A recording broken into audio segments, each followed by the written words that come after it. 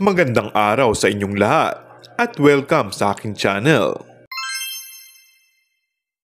Nag-advance taping na ang Showtime host, maging ang aktres na si Kim Chiu para sa kanyang noontime show na It's Showtime.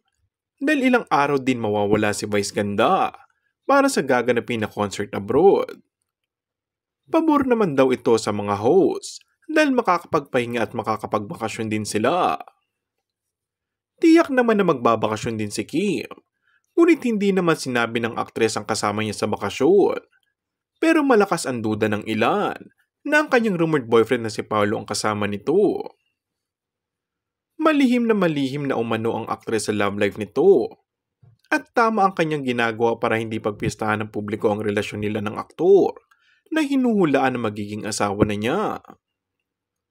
Note ng aktres na maraming relasyon sa showbiz ang hindi nagtatagal dahil masyadong high profile.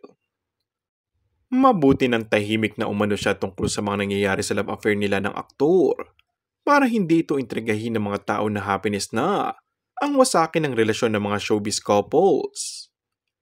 Say naman ng Kimpo fans, tiyak naman umano na malalaman soon ulit na magpo-post ng pictures ang dalawa, kaya't abang-abang na lang daw sila.